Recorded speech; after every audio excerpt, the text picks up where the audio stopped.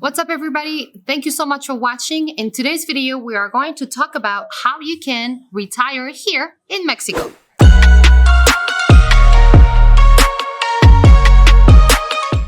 I'm here with my friend Gloria, who is now living in Mexico. She's originally from Mexico. She have lived and grew up in the United States and recently decided to move back to Mexico. So she's going to share with us her expertise and juicy tips on how to retire here in Mexico. Hi, Gloria. Hi, Salua. Thanks for having me. You're very welcome. I'm super excited about this topic because a lot of people are interested in learning the steps to retire here in Mexico. So let's just dive in. Okay. What is the very first steps? If someone is retired and wants to move to Mexico, what's the first step? So first, you need to get your residency in place.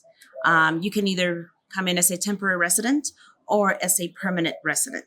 All right. So somebody is a couple, let's say American couple, want to move to Mexico. They are a tourist. What do they do first? So first, you have to go back to the U.S. to apply to the Mexican consulate in the U.S. Right. And then it's based on your income and other requirements. And by the way, I've made a whole video about this with my friend Yvonne, who's a host relocation specialist. And you can find this video right here.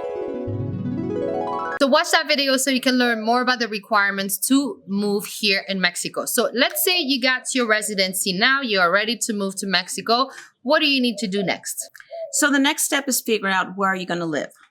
So one of the things that you can do is hire somebody that can actually find a house or an apartment for you. There are certain requirements to rent in Mexico. In each state, it varies. And another way is to get what they call a póliza jurídica, which is a legal document. It's almost like signing a lease, but there are lawyers involved, and it's basically saying that you're going to be making your rent payments. Yeah. And then the beauty about Mexico is you can really have a really great quality of a lifestyle here. And on average, we find out that you can rent an apartment between $500 to $700 to really nice apartment. As a matter of fact, you're renting a house here in Querétaro for... Yes. So we're renting a 2-bedroom, 2.5 bathroom house that came fully furnished in a very nice neighborhood in Querétaro. We're paying approximately $750 for our house. Yeah. And what was your process when you got the house? Well, the whole process was that we worked with a real estate agent. She actually was the one who got us in touch with the lawyers, where we signed the póliza jurídica along with our landlord. The next thing you want to focus on is to have insurance. So Gloria here is a Medicare specialist, and she's going to share a little bit more about this. Correct.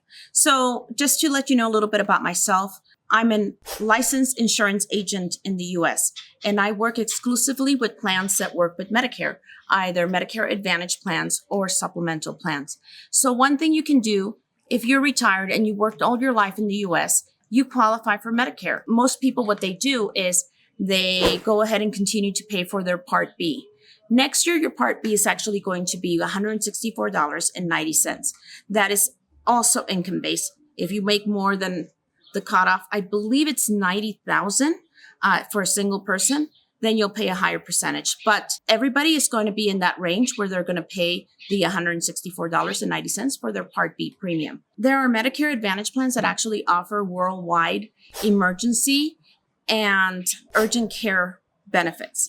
That's how you will be able to use it here in Mexico or basically anywhere outside of the U.S. My job will be to sit down with you and to discuss what your needs are and to find a plan that's going to work for you. So, Gloria, why don't you tell us a little bit about who is eligible for Medicare? Okay, so normally to be eligible for Medicare, you have to be either a U.S. citizen or a legal U.S. permanent resident and have worked in the United States for approximately 10 years. That would qualify you to actually be entitled to Part A. And then what you would do is pay for your Part B.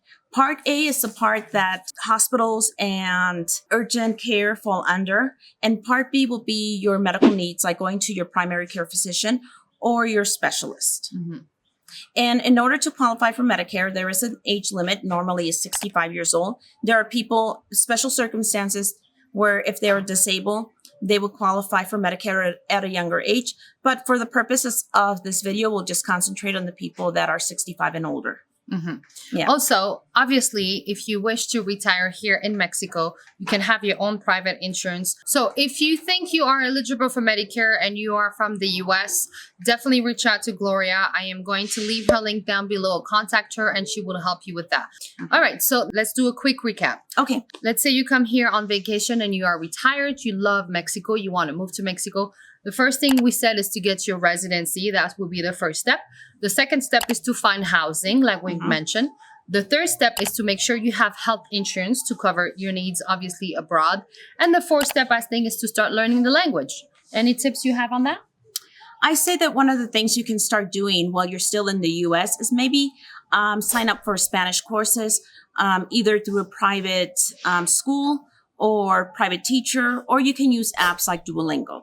So just to wrap up this video, Mexico, it really is a beautiful country. I am not Mexican. This is my first time coming to Mexico. I really love it. The cost of living is great. The food is delicious. What is it that you love about Mexico? Except you can be unbiased because you're Mexican. So. I'm Mexican, so I'm going to be a little biased. The culture, I mean, the people are warm. They're very inviting and they're beautiful places. I mean, I got to tell you, most people, when they think of Mexico, they think the beach.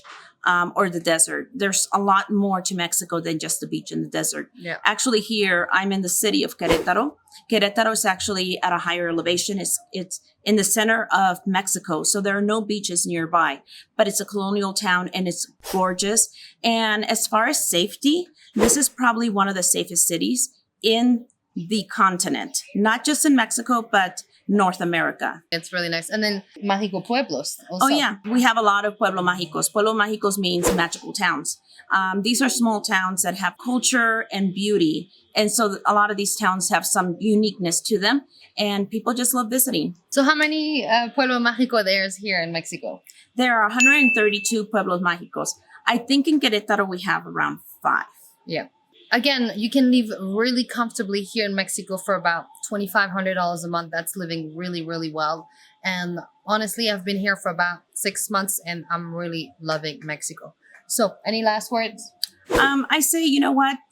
Just come and explore. You'll be really surprised at how beautiful and how safe Mexico can be. Yeah. There's a lot of bad press, but I'm telling you, being here has really changed my mind and we love it. I don't want to live anywhere else. Yeah, and people are really lovely. Yeah. Okay, so if you do have any questions about Medicare, feel free to reach out to Gloria. Again, I'm going to leave her information down below. Share this video with someone who think might need it. And again, don't forget to like, share, and subscribe. And I'll see you on my next video. Bye-bye from Mexico. Bye. So watch that video so you can learn more about the This is my friend Gloria, who is retired. No, I'm not retired. We are good. Bye.